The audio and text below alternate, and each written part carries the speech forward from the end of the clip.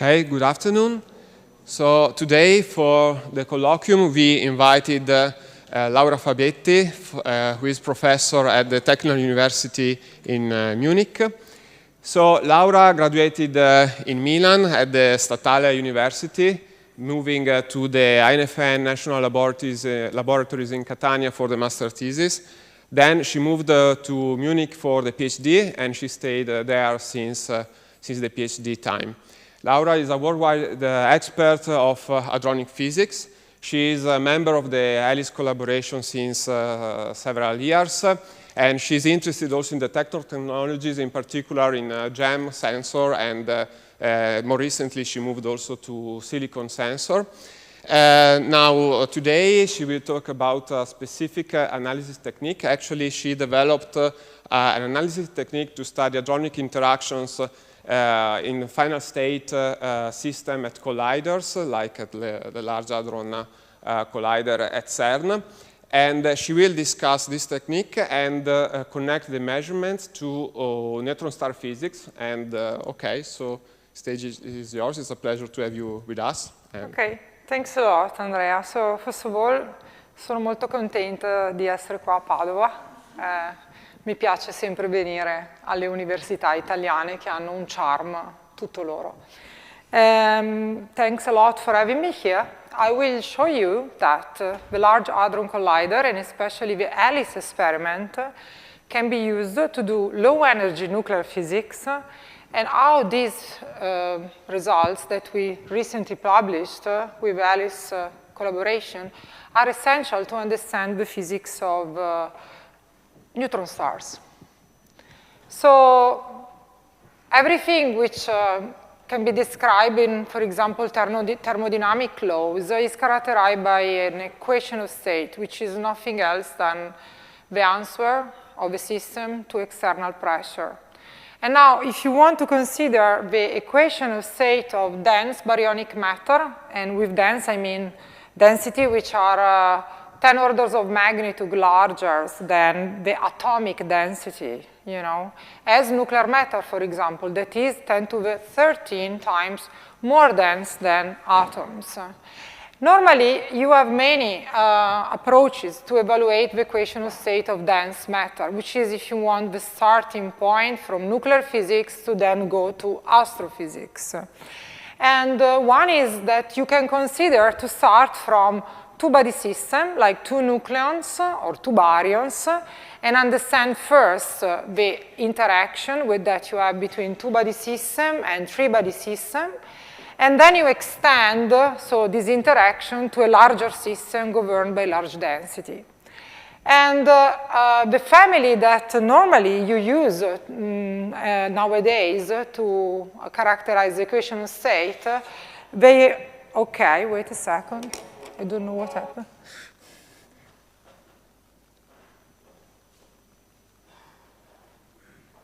So my Amazon app. What happened? I don't know. Why did this start a movie while talking? Okay, sorry. All fine. So my computer did something strange. Okay, the family of equation of state, they are hampered by big extrapolation, because basically you start from 2-3 body, and then you want to extrapolate the equation of state to millions of bodies which are at very short distances. And normally what we do is that we try to understand interaction and equation of state by using experiments. Which kind of experiments do you use in nuclear physics? There are different techniques. You can do scattering experiments. So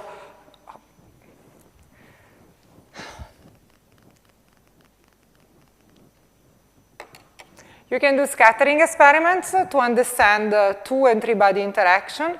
You can collide heavy ion at energy where you think that the baryonic density will be large, and try to go from this experiment to generalized dense system. You can do neutron skin studies, so you look at nuclei and you try to select nuclei with a thick neutron skin. Or you can look at hypernuclei. Those are special kind of nuclei which contain an hyperons bound inside the nucleus instead of nucleons. So this talk is about an additional experimental technique which we developed at the LHC to study two entry-body interactions, including nucleons and hyperons. And this technique is called femtoscopy technique and was pioneered by the Alice experiment. And I will describe this technique and also show you how this technique is important to understand and study in modern ways, neutron stars. So this is the landscape of the hyperon-nucleon interaction in terms of scattering. So everybody of you know what a nucleon is. An hyperon is simply a nucleon where you take out a light quark, Q or D, and you substitute it with a strange quark. At least one strange quark. And you can do scattering experiment, meaning you need a beam of hyperons impinging on protons, and then you measure cross-section. This is what was done at CERN in the 80s. And you can see that this experiment, they have large experimental uncertainties, between 20 and 30%. So whenever you try to understand the interaction, which you do with theory, if you model the interaction with theory, here you have theoretical prediction represented by this colored curve, you have a lot of freedom in constraining this theory because the experimental data have huge errors, okay? There are other methods to study this interaction. You can use photon-induced reaction. You produce an hyperon together with a strange meson, and then you look for events where these hyperons scattered in, for example, an hydrogen target. Again, you measure cross-sections as a function of the momenta.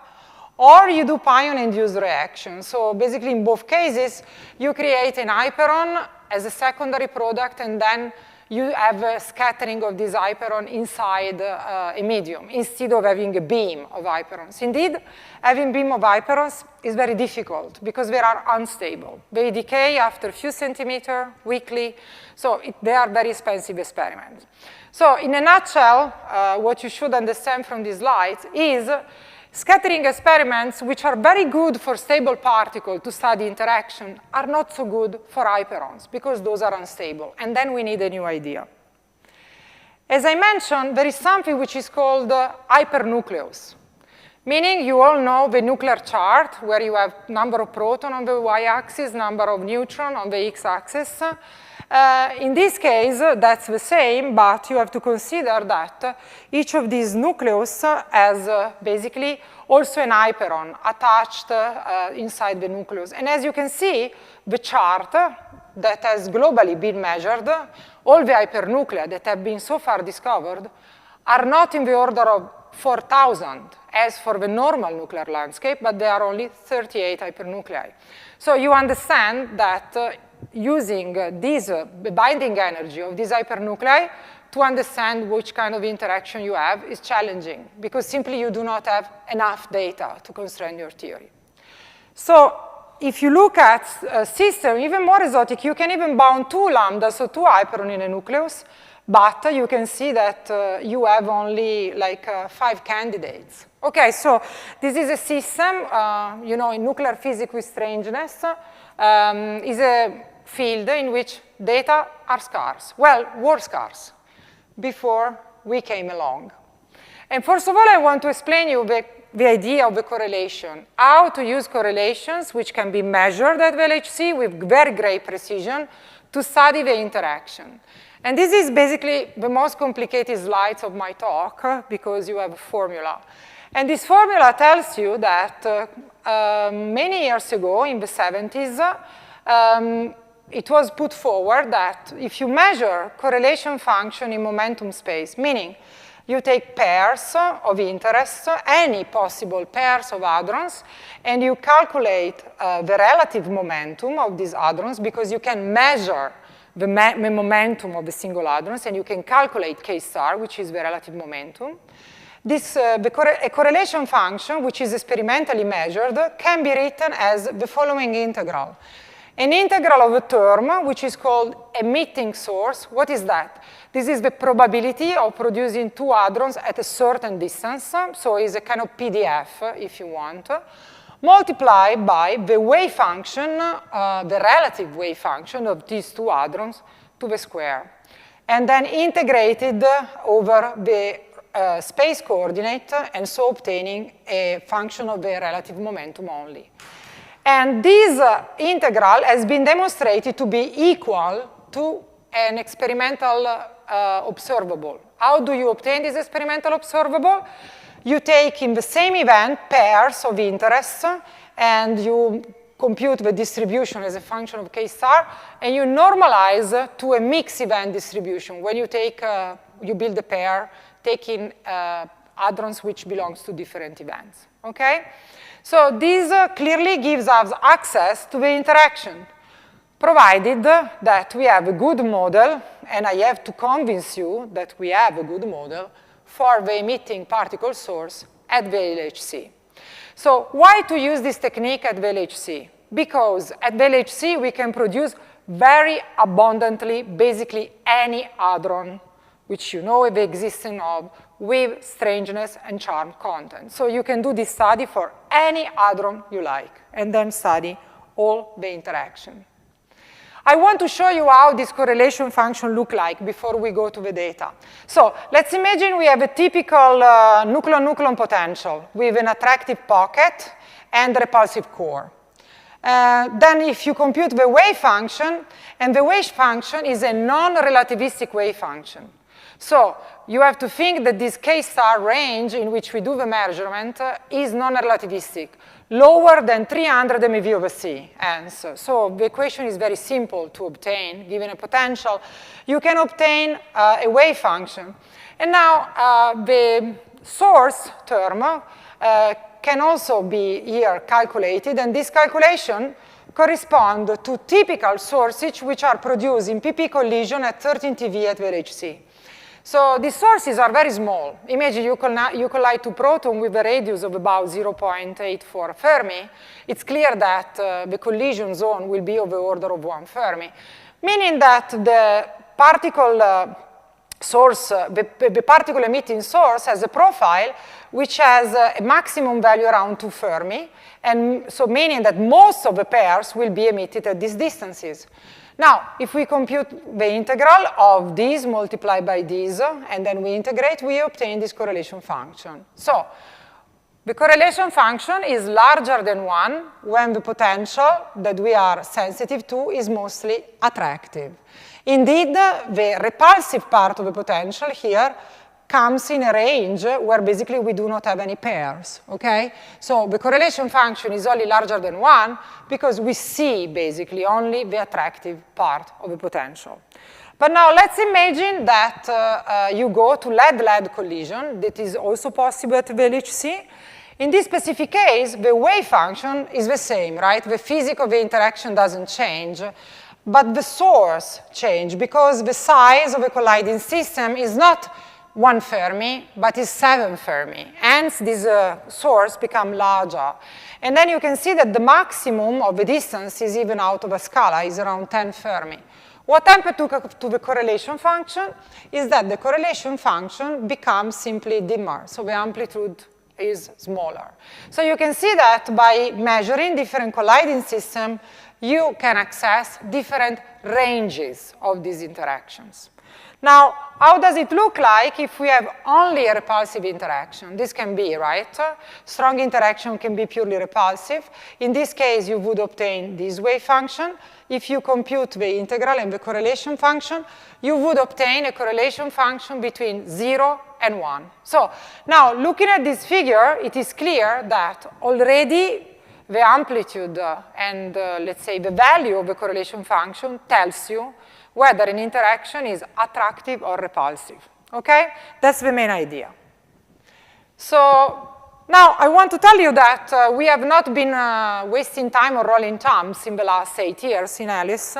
We published all these papers on interaction, and we basically measured all the possible combinations, not only for pairs of hadrons, right? And here you can see also including charm units in the hadrons, but even looking at triplets. So it's also possible to look at a formalism in which you have not 2 particles of interest, but 3 of them. And I will show you in a moment why this is relevant for the physics of neutron star. So, but now, which is the beautiful detector that allows us to do that? That's ALICE, one of the 4 LHC detectors, which is mostly suited for this kind of studies because of the excellent PID capability.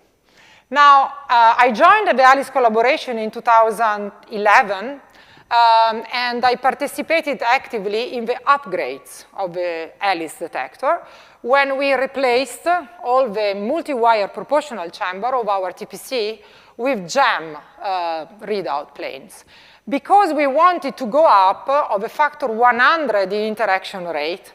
And this was only possible by upgrading the GEM TPC detector and upgrading also the inner tracking system. Now, what is important is all I'm showing you today, most of it refers to data published from run 2. Run 2 took place between 2015 and 2018.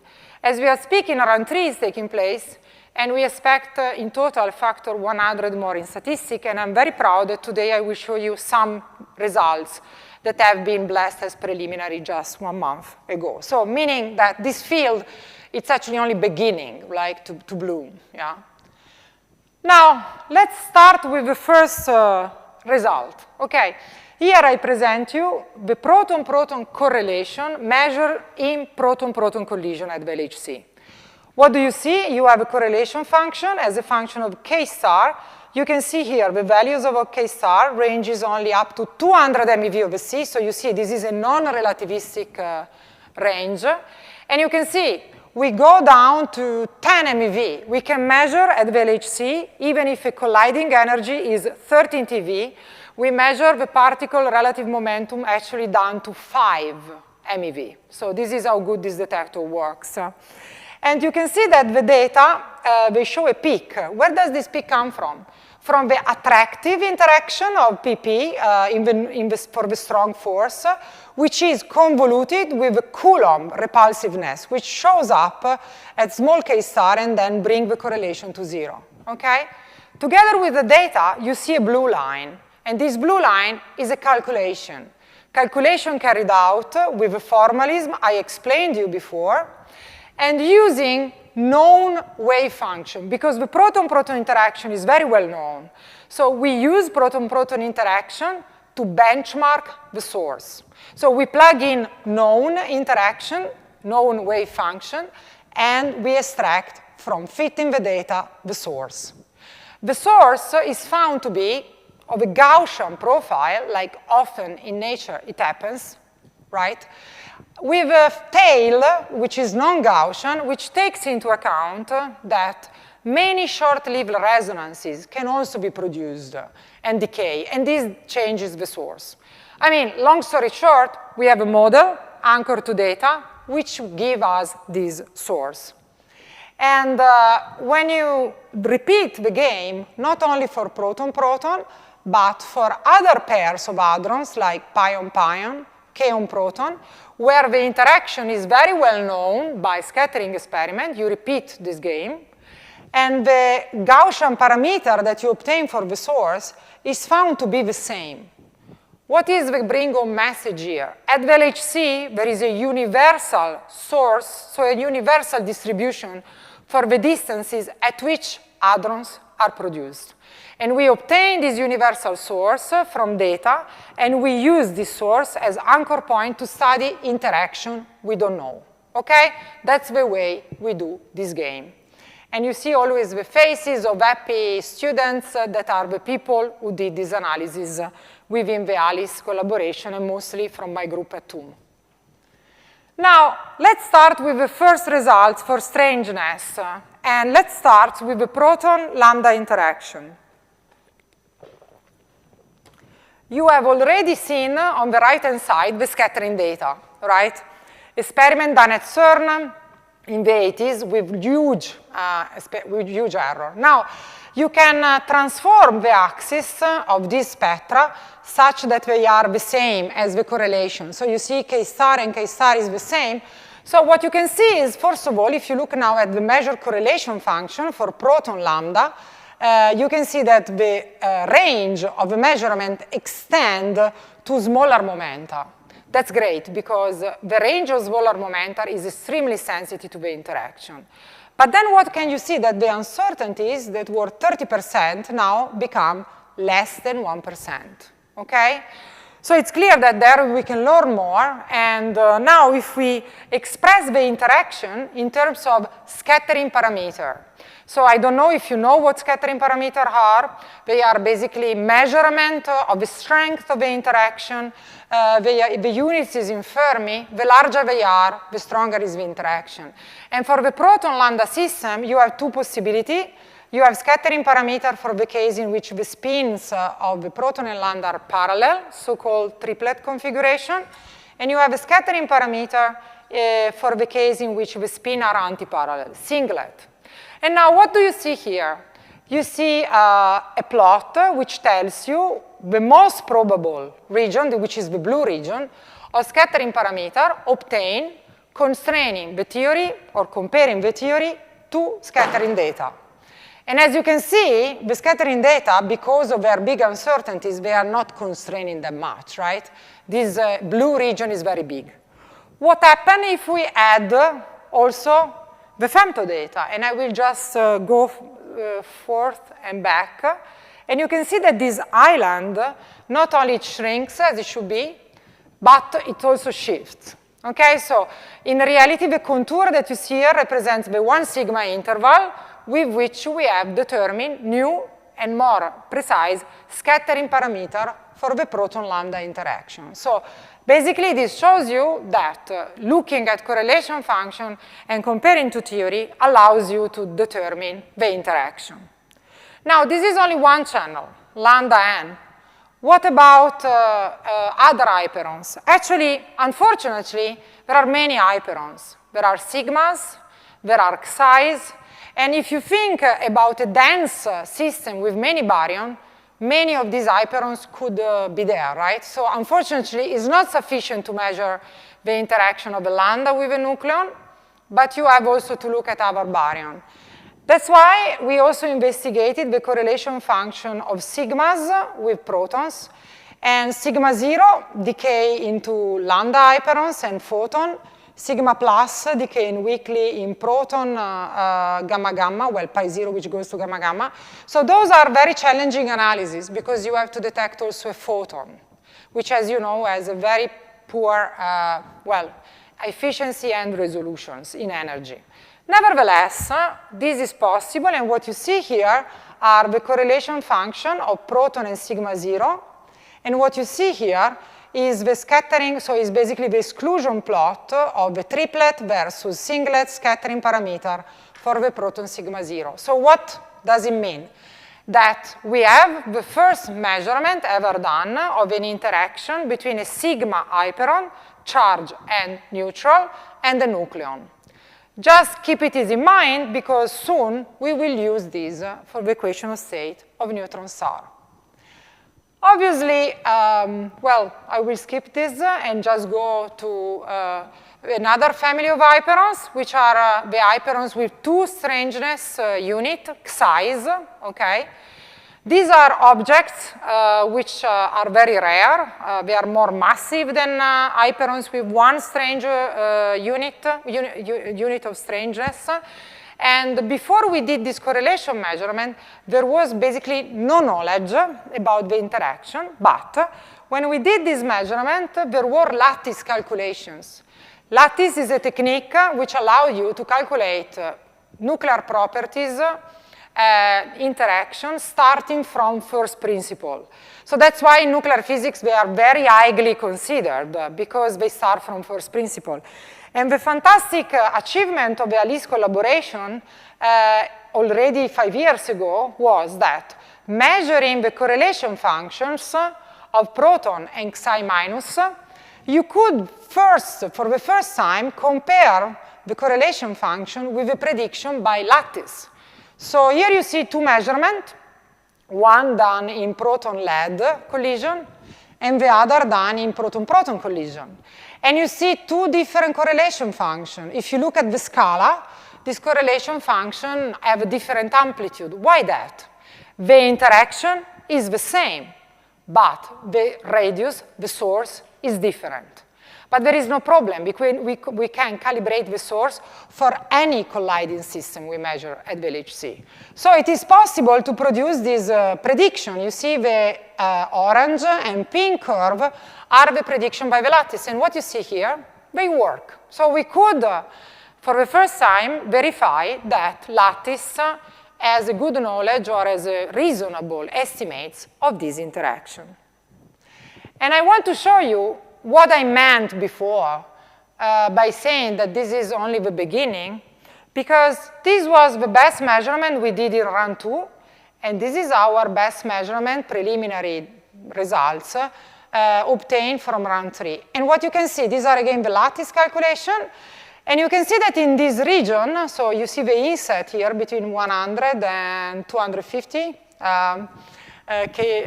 momenta, K-star value, you see that the data, they start to deviate from the theory.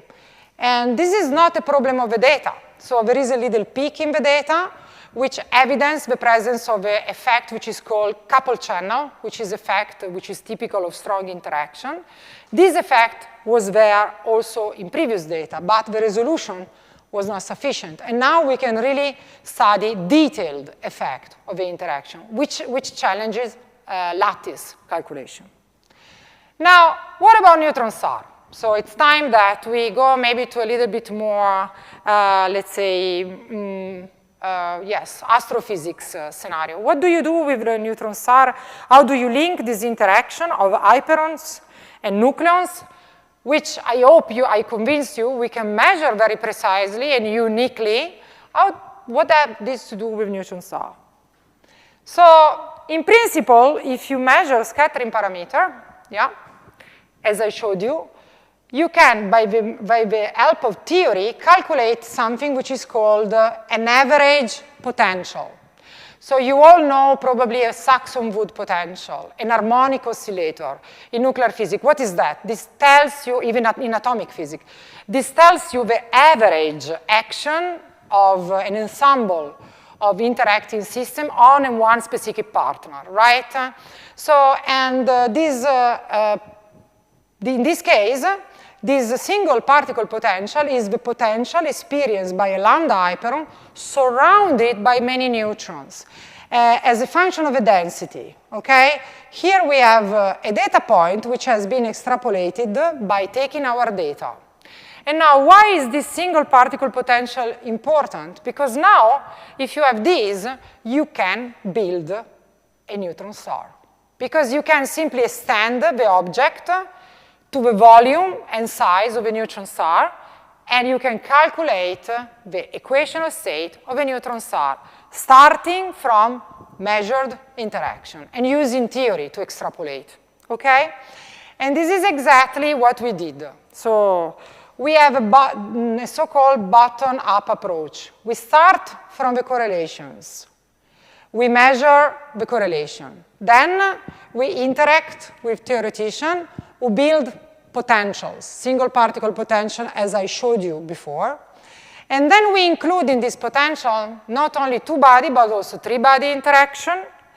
And then by taking this potential, we can use average, let's say, mean field theory. In this case is Bruckner-Hartree-Fock theory. That's a special declination of mean field theory.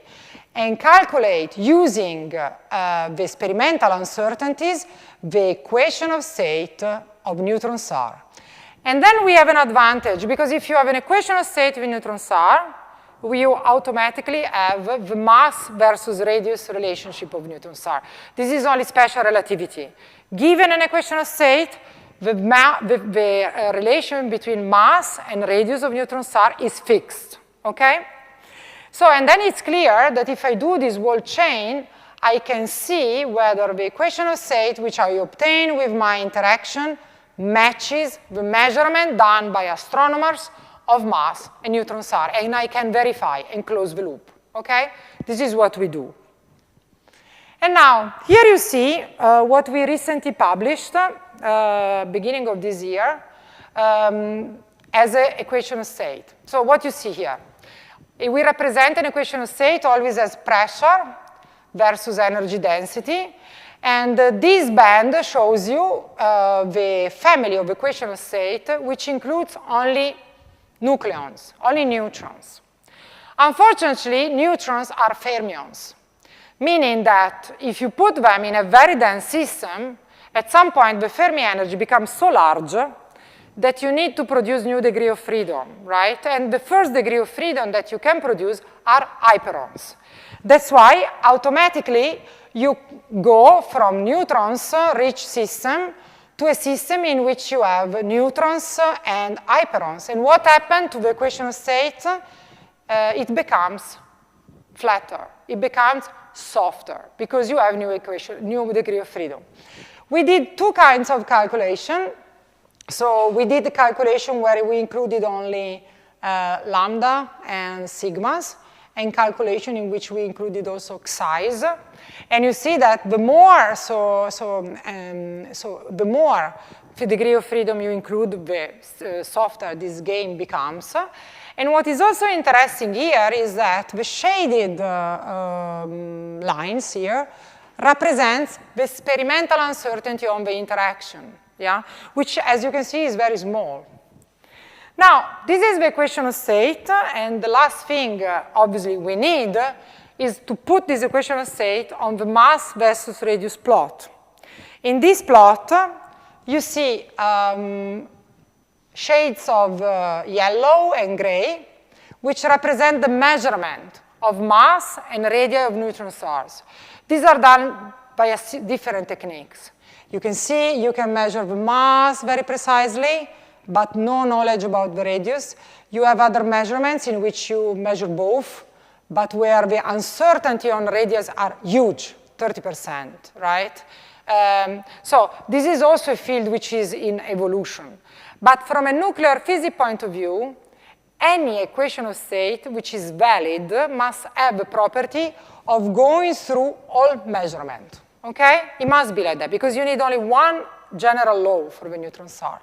And now you see that if we take the equation of state, which contain only nucleons, you go through all the measurements, right? You even reach very massive neutron star, up to 2 solar masses. While when you look at the two branches of the equation of state which contain hyperons, you see that they don't reach these 2 solar masses. So now, what does that mean?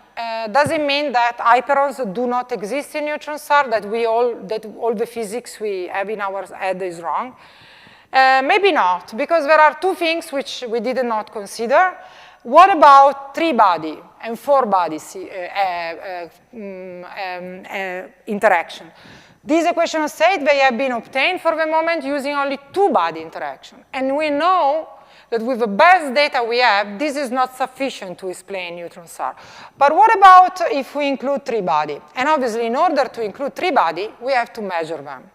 And then there is something which is a little bit more exotic, and that's the possible existence of axion fields that modify the equation of state inside neutron stars, which can be included only once we have the nuclear equation of state very well under control. So one way or the other, we need to measure this 3-body interaction. And obviously, I want to show you that we can do this at the LHC as well. Here you have an artistic view of 3 baryons which are produced at the LHC and can interact. And actually, we have 2 techniques to study 3-baryon system at the LHC. We can combine nuclei like deuteron with a second baryon, so doing, for example, proton-deuteron or lambda-deuteron correlation, using the formalism that I showed you as a function of k star, or we can extend the formalism to a three-particle formalism, where we consider three particles emitted, and then we don't talk about K star anymore, but we talk about the relative momentum Q3, which is written here in this way. And we can measure, obviously, the effect of two-body interaction and three-body interaction on a three-body correlation function. And actually, we already started doing this. Indeed, we measured proton-deuteron correlation function. So here you see the data. And together with the data, you see in red a full-fledged calculation, which considers the wave function of the deuterons and the interaction between the proton and the deuterons at very short distances, and is able to reproduce our data very well.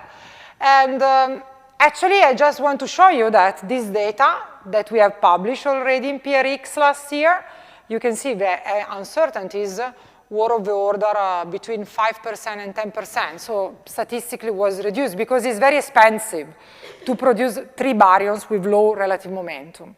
But now, look at this new data now. This is like preliminary data just prepared by Anton Riedel at TUM, which shows you that now the experimental precision is really reaching percentage, right?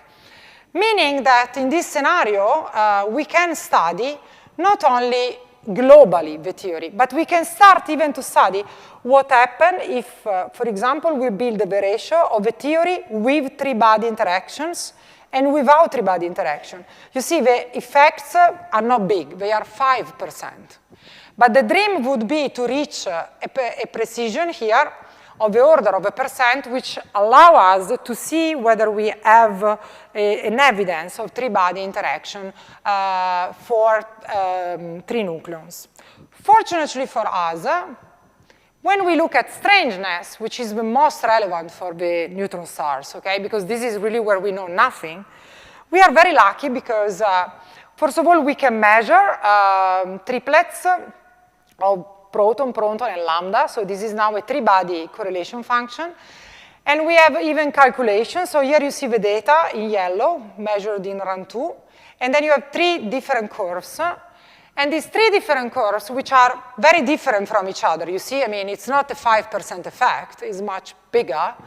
They are curves calculated with two different sets of two-body interactions, and including a three-body interaction. So in a nutshell, what this figure should tell you is that if you're good enough and measure the correlation function down to low value of Q3, you are sensitive to effects that are due to three-body interaction. So you can measure this three-body interaction for the first time ever.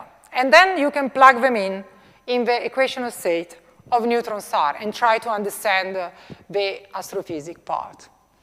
Also for this PP lambda, we have new data. These are preliminary data just prepared for the Quark Matter conference. And now you see the beautiful data, which are very precise, compared to calculation with only two-body interaction in violet, and including also three-body interaction with a certain model. Obviously, this is not the truth about the three-body interaction. It's only an example, right, to show the effect. And you can see that the current data we have analyzed, which is contain only the 2024 sample, already have the possibility of saying something about this interaction. So there is a little tension here, but okay, we wait for more statistics to be decisive on that. Okay, so where we are.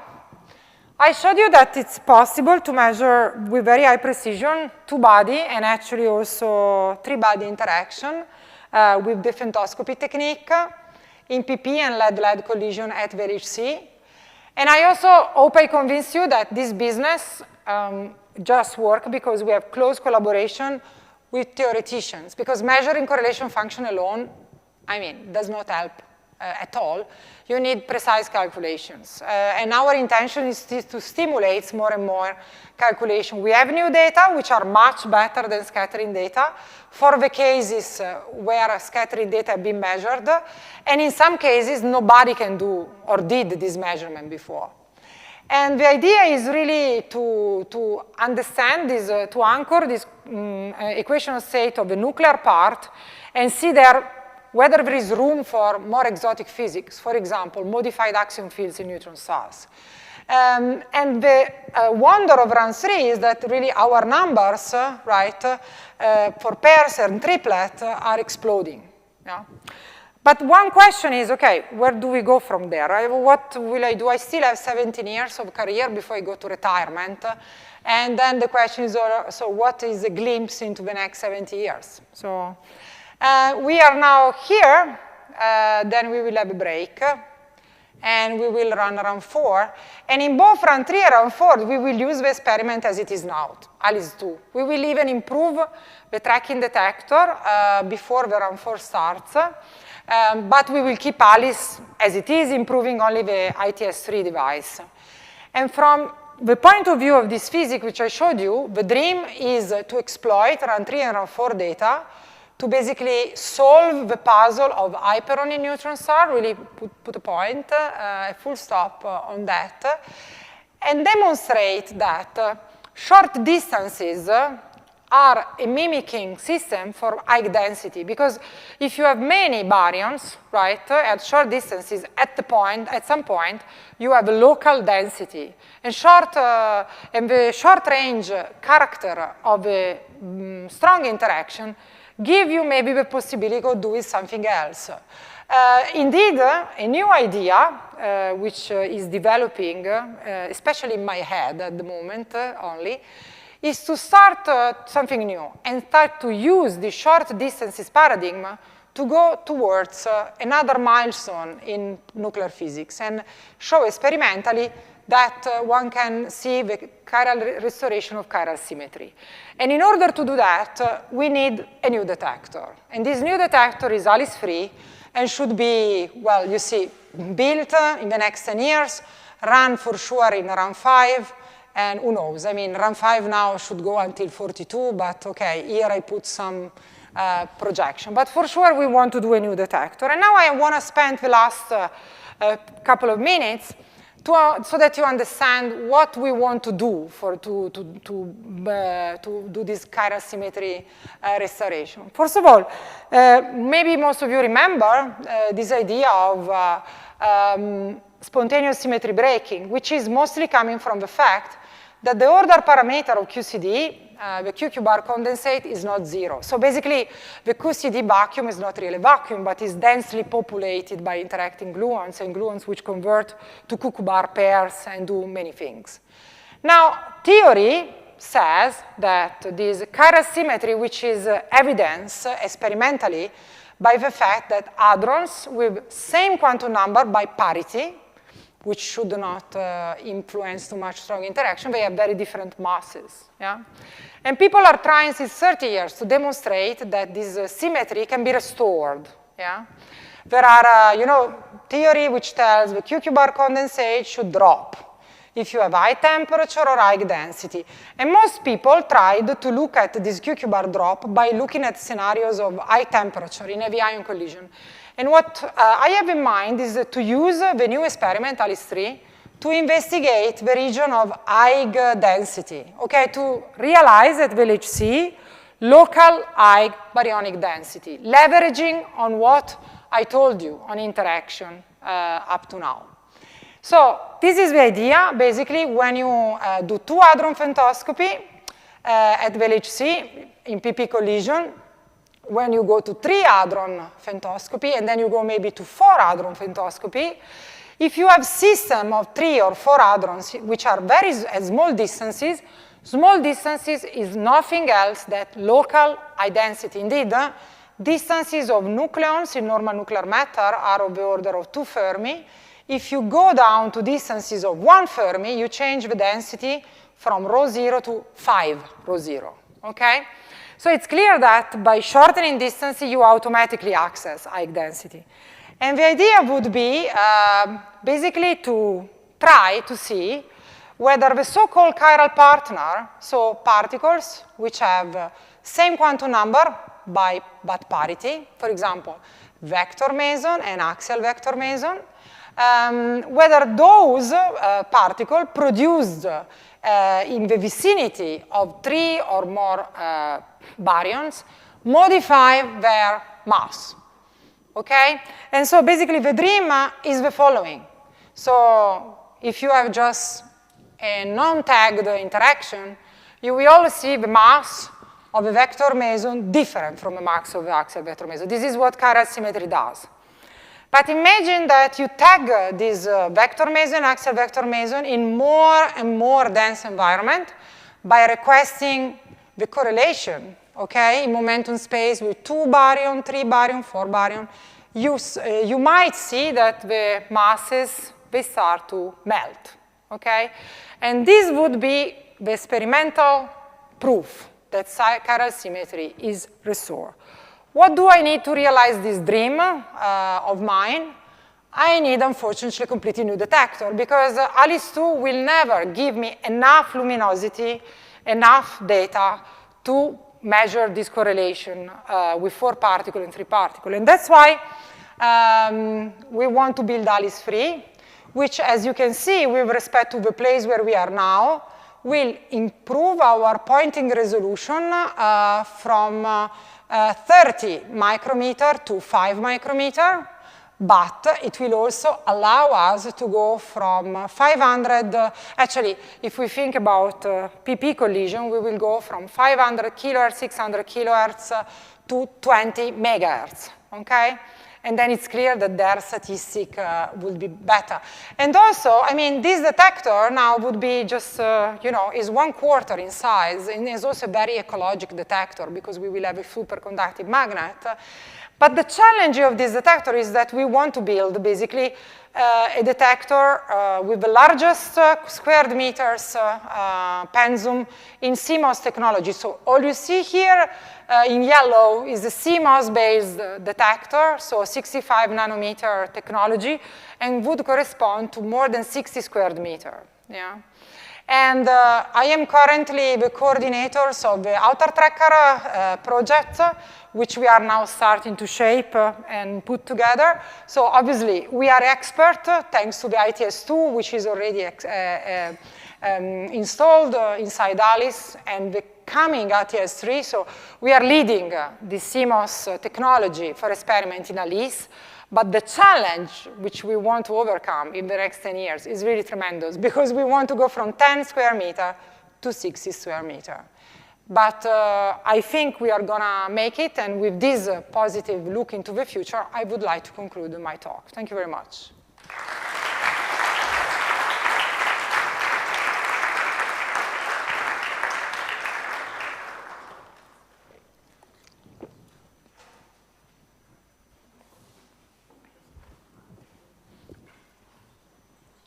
I have to moderate myself. Okay. Thank you very much. I think we have plenty of time for questions. Students, don't be shy. The floor is for you.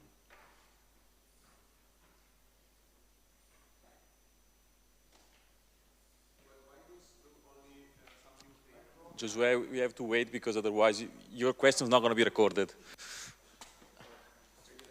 Grazie. Why do only some nuclei have hyperons in them? You showed it in the one of the first slides, that only some hypernuclei do have inside hyperons. So no, it's not. The point is not that only some nuclei can have hyperons in them. It's how many have been measured. Yeah, you need to produce them, you know. And nuclei, I mean, the nuclear chart is abundant because those are present in nature. Right? And you just need to strip them from foil and then accelerate them and study them. But hypernuclei are artificially produced. They don't appear naturally in nature because they decay weakly, so they are very short-lived. And so you need to produce. How do you produce them? You shoot normally a kaon beam, so on a nucleus. You do strangeness exchange, so the strangeness go to the nucleon. And then you do a kaon nucleon reaction, which goes into a hyperon pion. The pion escapes and the hyperon can be kept inside. And so it's very complicated to produce and detect the production. Okay. And that's why you have only 38 elements. Not big, I mean, many more, all of them will possibly exist. Depends obviously on the interaction, but once you produce all of these, you expect them to be there. But the problem is that it's very challenging to produce them and measure the binding energy with high precision. This is the challenging part, yeah? Okay, thank you. And another question was, you said that in the correlation function with the correction with the three-body interaction, yeah, we have, I mean, we have like this 5% difference. Yeah. And by considering the maximum values that it can have, how does this change in the neutron star thank you. Okay. Reaction? Thanks a lot. So what I showed you here are two different correlation functions. So these are proton, deuteron, okay? So these are normal nuclear matter, which we measure first to have a benchmark. Okay, proton-deuteron interaction is very well known because there are scattering experiments, there is theory, low energy QCD, which is an effective field theory, which describes this interaction very well. Meaning that these interactions, which are also plugged in the correlation function, are well known, and then you can calculate a nucleon-only equation of state. Okay? Meaning that this effect that you see here of three-body effects, so forces, which are here 5%, when you go to nuclear neutron star, they become much larger because the distance is smaller. But this is somehow, let's say, somehow under control. Well, there is a theory which has some, well, Feynman diagram even that calculate that. But the thing is that if we now go to strangeness, proton-proton lambda, there is nothing, there are some phenomenological potential that, for example, here we have tried to include, but the theory is much less mature. And why is the theory much less mature? Because there are no data. Because low energy QCD is an effective theory. It doesn't start from a priori, you know, from quarks and gluons. It starts from hadron degree of freedom and is anchored to data. Without data, you don't anchor. So that's why, well, we are very lucky because we expect that the effect of three-body interaction, if you go from here to there or from here to there, right, is huge. It's not 5%, right? I mean, here you have a model dependence, but it should be a big effect. So we hope that we would be the first to see this three-body. Then, once you measure the three-body with hyperons, obviously you can do it with lambda, with sigma, with psi in vacuum. You can do the same game that is done in nuclear physics and extrapolate to short distances. Okay? And this is what is completely missing in the field because there is no microscopic knowledge of these three-body interactions. Okay, thank you. Thank you for the question. Actually, I have one myself.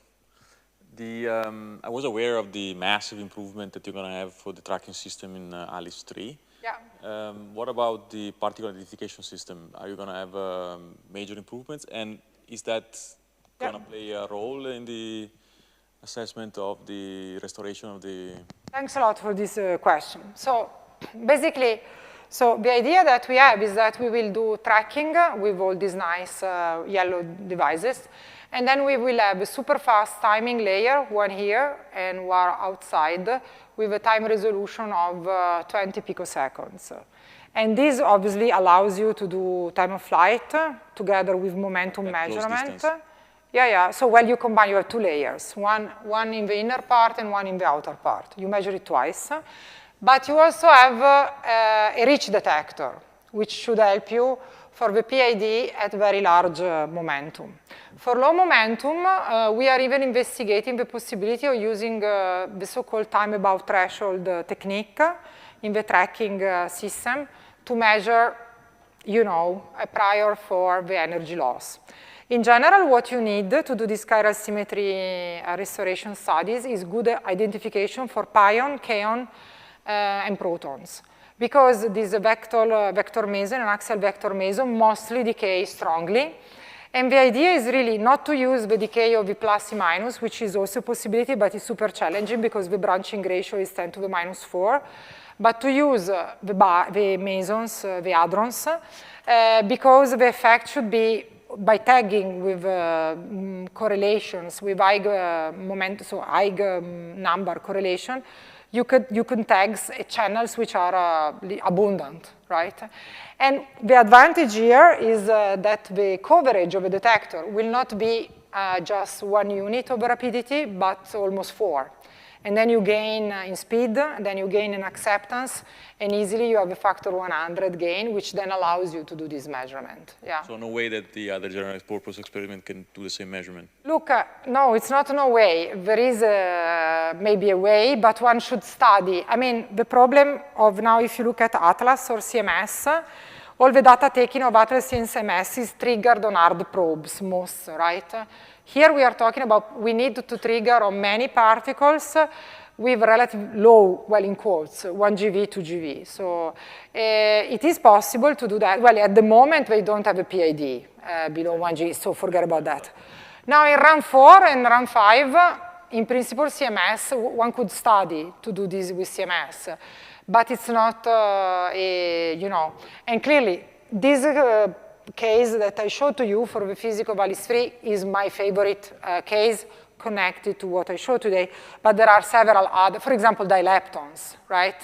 The idea would be to do this chiral symmetry restoration measurement also with measurement of dileptons that CMS cannot do, okay? So, but anyway, as everything, it needs a lot of work to be really engaged with detail. So that CMS cannot do? Cannot do. Why so? Low mass dilepton, they cannot do. Below 1 GeV, below 2 GeV. Dielectron. Yes, well, dimuons, but also low mass, I am not so sure. But anyway, in order to see this, well, the interference term between rho and A1, which Alice meant to do, you need the E plus E minus, right? So, yeah. Sorry, I didn't want to take the floor for the other. Thank you, Laura. I will not ask a question about Alice, but about the astrophysical measurements of neutron stars. So when you showed this plot of the mass versus radius, you mentioned that there are very large uncertainties in those measurements. Yeah. I wanted to ask if you are aware what are the prospects to improve in that field, and whether the gravitational wave measurements of neutron star mergers provide something useful to this. I didn't, thanks a lot for the question. You see, this region, this is 2 sigma and 1 sigma of gravitational waves. So measurement is 2, while these other like colored eggs, so those are nicer measurements. So gravitational wave, I guess everybody knows, I mean, they measure modification in space via the LIGO or Virgo interferometers caused by gravitational waves emitted by neutron star mergers in this case. And unfortunately, despite of the fact that the discovery, so the evidence in 2017 of this neutron star merger was announced with the perspective of having 2 neutron star mergers per year, we never saw another signal until now. So the idea is that you need a much more sensitive machine to do that, and probably we have to wait for the Einstein telescope to go for precision for this kind of measurement. While this is now NICER, what do NICER does? They look at emission, X-ray emission. They are on the International Space Station. And they measure how the time evolution of X-ray emission, so, and they look at actually not only X-ray, but also Röntgen, and they place this way, you have an object, and then you place a hot spot on this object, and by seeing how this hot spot revolves as a function of time, they can infer on the mass and size, okay? And this experiment is actually also less precise than what expected, but, yeah. So, but they are taking data, more and more data, and they are planning an upgrade. So they are saying that they should reduce uncertainties here by 30–40%. Then there is the Athena mission, always on the International Space Agency, which should do similar measurement. And yes, I mean, it can only get a bit better than that. But let's say gravitational waves, currently, it's not a field in which a lot is happening for neutron stars, I must say. While NICER and Athena are really focused measurements on that topic where we expect improvements. But this is not a business which will, let's say, transform these eggs into points in a few years, right? Probably we need the order 20, 30, 50 years. But still, if we have our equation state on the plot, this then can be used to understand this kind of physics. I mean, that's our contribution to the field. Okay, I think we have time for one last question.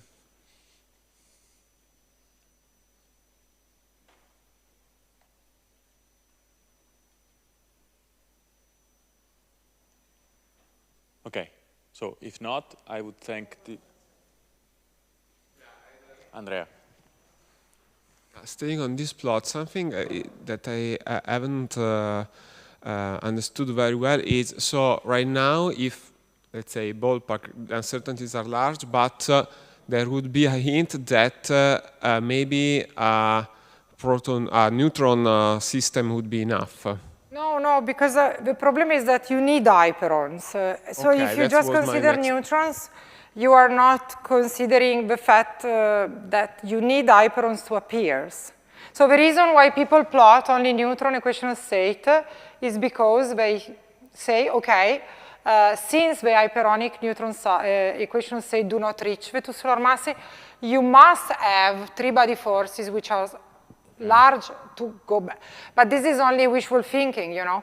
So hyperons have to be produced because neutrons are fermions, and at some point the energy becomes so large that the system naturally decay, you know. Is it given for granted that we have hyperons inside? Yes, but wait. You know, you have to consider. But then imagine that you would have three-body repulsive forces which are so large that you go back to the, because you don't produce. Then you would understand. But now imagine, and this is why we do this kind of physics, or the reason why I do this kind of physics, imagine that you put all the interaction, you know, for hyperons, and you never reach this here. So you have always an upper limit.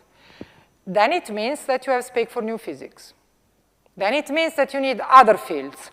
And currently there are many theoreticians which speculate that one of the places where to discover axions is neutron stars, you know. And this is, you know, the maybe cool thing, that if we in the future will be able to calculate a solid upper limit, you know. Well, either it goes up to massive stars, and then, okay, the problem is solved, but then we know really that the problem is solved, and then you do not have hyperons, you have nucleons, and that's all. But if you do not, if you can estimate a solid upper limit, then at some point you have to understand, then you have maybe, you discover something new, yeah.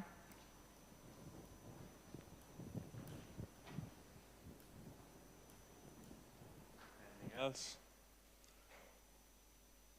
Okay, so I believe we can finally thank our speaker.